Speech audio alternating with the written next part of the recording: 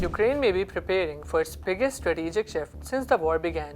President Volodymyr Zelenskyy says Kyiv is ready to step back from its long-standing goal of joining NATO. In return, Ukraine wants strong security guarantees from its Western allies.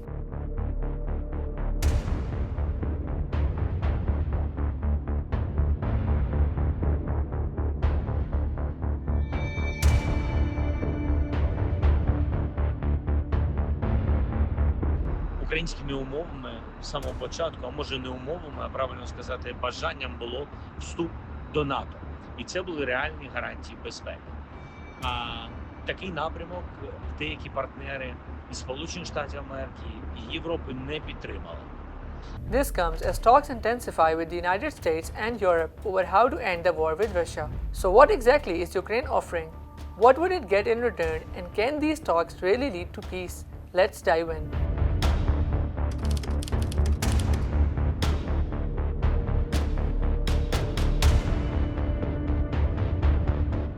For years, NATO membership has been Ukraine's top security goal.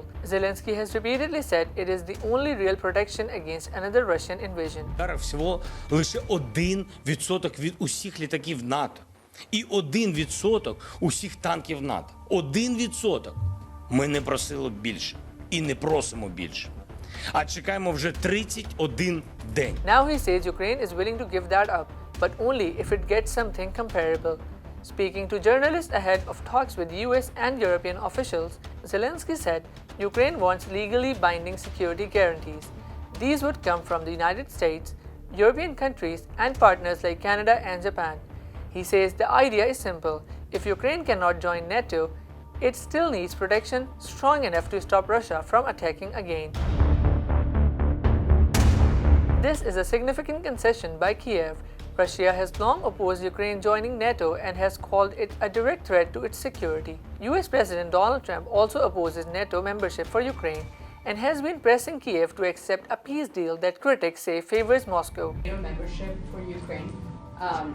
I don't think it's practical to have it personally. I know that a new Secretary of Defense who's excellent, Pete, made a statement today saying that he thinks it's unlikely or impractical. I think probably that's true. I think long before President Putin, they said there's no way they'd allow that.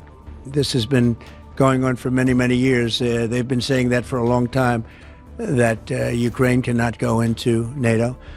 And I'm okay with that. I just want the war, whether they are or they're not. But it certainly would seem to be that most people have said that that is something that's not going to happen. Zelenskyy says Ukraine, the US, and the European Union are now reviewing a 28-point plan that could lead to a ceasefire.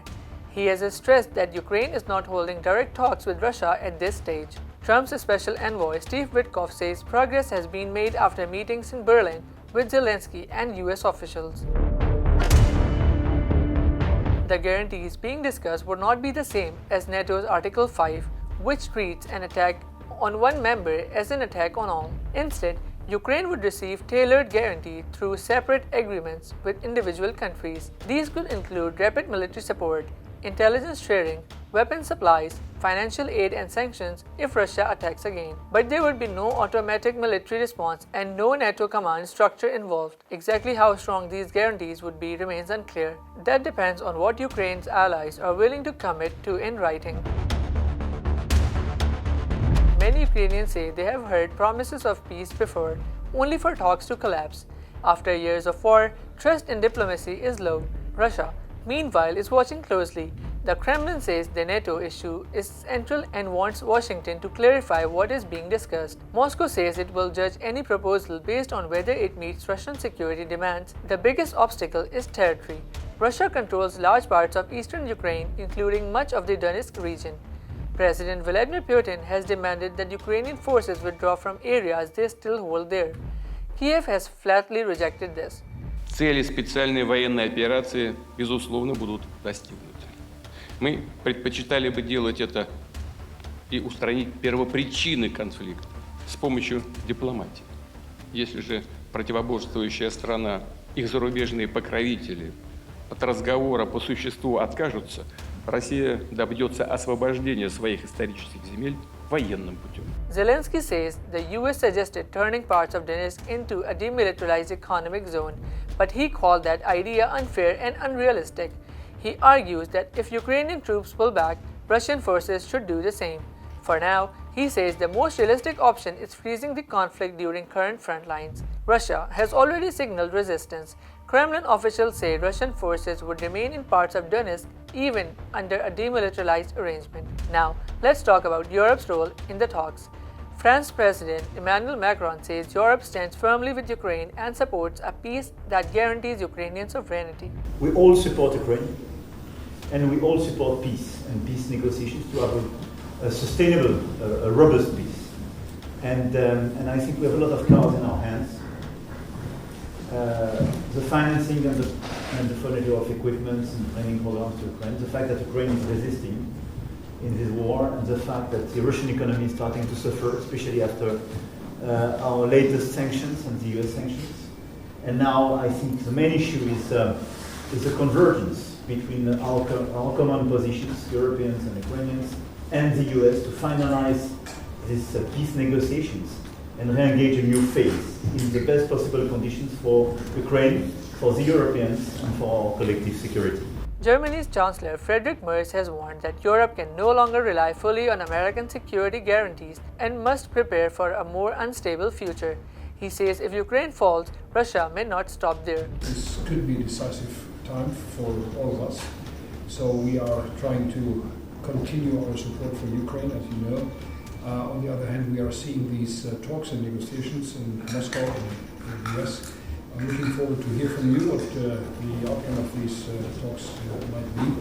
And we are still and remain strongly behind Ukraine and giving support to your country, because we all know that the destiny of this country is the destiny of Europe. So that's the reason why we are here, trying to figure out what we can do. And nobody should doubt on our support for Ukraine. And this is what we are firmly standing behind, and the outcome is open. I'm skeptical about some of the details which we are seeing in the documents coming from the US side, but we have to talk about that. Although Putin denies any plan to expand beyond Ukraine, but has repeatedly condemned NATO's eastward expansion. Уже неоднократно говорил, это ложь, бред, просто бред о какой-то мнимой российской угрозе европейским странам. Но делается это вполне осознанно. Правда в том, что Россия всегда в самых сложных обстоятельствах, что называется, до конца, пока есть хоть малейший шанс, стремилась находить дипломатические развязки противоречий и конфликтов. И ответственность за то, что эти шансы не были использованы, целиком лежит на тех, кто уверовал в то, что с нами можно говорить языком силы. Мы и сегодня выступаем за выстраивание взаимовыгодного и равноправного сотрудничества с Соединенными Штатами и с европейскими государствами, за формирование единой системы безопасности во всем евразийском регионе. Even as talks continue, the war is far from quiet. Ukraine says Russia launched more than 100 drones and missiles over the weekend, hitting multiple regions and leaving hundreds of thousands without power. Zelensky says Russia fired more than 1,500 drones, hundreds of guided bombs, and dozens of missiles in just 1 week. Russia says it intercepted more than 200 Ukrainian drones. Fighting has also intensified in the Black Sea. Russian strikes have damaged Ukrainian ports and foreign-owned ships carrying food supplies. Grain infrastructure near Odessa has been set on fire. So, to sum it all up, Kyiv is signaling flexibility on NATO, but only in exchange for security it can't trust. The talks are serious, but the gaps remain wide, especially on territory and enforcement. For now, the war continues even as diplomats search for a way to end it. Whether this shift leads to peace or simply another stalled negotiation is still very much an open question. For more such explainers, subscribe to DawnNews English.